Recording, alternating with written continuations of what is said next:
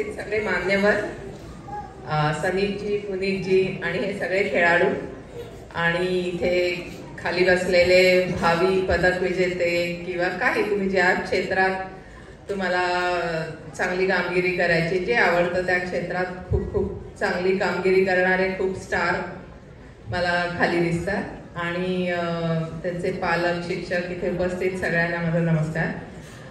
आणि आज हे म्हणजे 1 ऑगस्ट नंतर रोजच वेगवेगळ्या स्वरूपात स्वप्नीलचा सत्कार होतोय आणि आता इथे या तुमच्या समोर काही गोष्टी मला सांगायला खूप आवडेल. मुळात मी आहे मुंबईची आणि शहरातच माझं सगळं बालपण गेलं आणि तिथेच वाढलं आणि अर्थातच मी ज्या पिढीचं प्रतिनिधित्व करते म्हणजे आम्ही 1987 साली मी खरं शूटिंग सुरू केलं तेव्हा आम्हाला हा खेळ होता आणि तो ऑलिम्पिक खेळ आहे हेही माहीत नव्हतं. तर तेव्हा काहीच सोयी सुविधा नव्हत्या म्हणजे सगळे आमचं सगळं साहित्य हे परदेशातून यायचं आणि ती एक सुद्धा गोष्ट आणायची असेल आम्हाला तर त्याला 2-2, 3-3 वर्ष लागायची. सो तो काळ खूप वेगळा होता.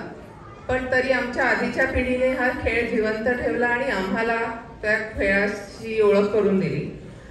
पण त्यानंतर आमच्या बरोबर हळूहळू जसं आपल्या देशाची सर्वसाधारण सगळ्या क्षेत्रात जशी प्रगती होत गेली तशी खेळात सुद्धा होत गेली आणि त्याचे आम्ही साक्षीदार आहोत. म्हणजे अगदी मीच नाही तर इव्हन संदीप सुद्धा म्हणजे यांच्यासारख्या पत्रकारांनी आम्हाला वेळोवेळी आमचं मनोबल उंचावलं. कारण आता ही मुलं ह्या सगळ्या मुलांना कोणी जागतिक स्पर्धेत कोणी आशियाई स्पर्धेत म्हणजे त्यांना पदक जिंकणं हे फार अप्रूप नाही राहिलेलं यांच्यासाठी.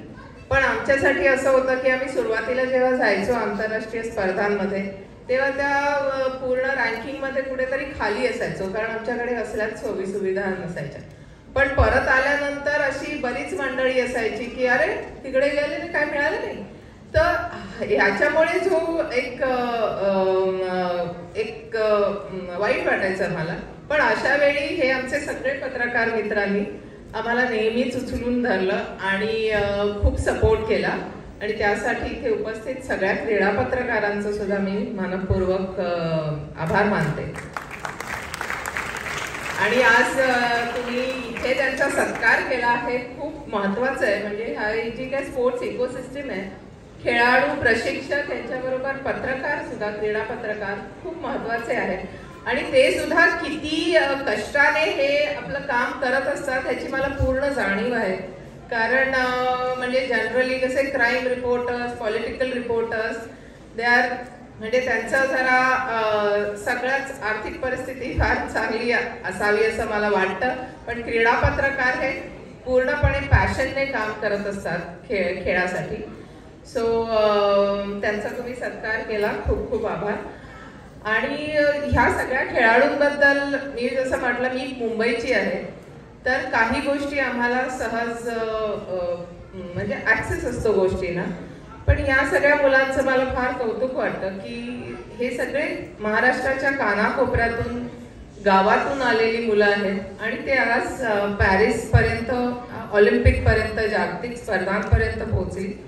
आणि त्याचा स्वप्नील बरोबर मी 12 वर्ष काम केल्यामुळे त्यांचा हा प्रवास सगळ्यांचाच किती खडतर असू शकतो याची मला पूर्ण कल्पना आहे. आणि मला वाटतं हे एक खूप आश्वासक गोष्ट आहे ही की आता खेळ आणि आपला महाराष्ट्राच्या कोनाकोपऱ्यात खेळ पोचलेला आहे आणि तिथून खेळाडू ह्या दर्जापर्यंत येतात. म्हणजे ह्याच्या पुढे जे काही म्हणजे ह्याच्या पुढे क्रीडा विश्वाचं भवितव्य तर खूपच उज्ज्वल आहे. आणि ह्यांनी जे काही एक कसं असतं ना की नवीन जो रस्ता बनवतो त्याच्यासाठी काम खूप असतं.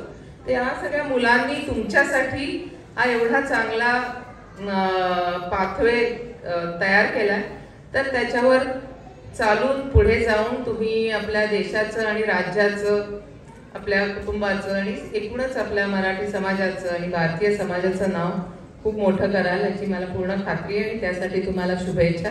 आणि मी पुन्हा तुम्हा सगळ्यांचे पुन्हा धन्यवाद करते की हा कार्यक्रम आयोजित केल्याबद्दल आणि हे निरोप देते. Thank you sir.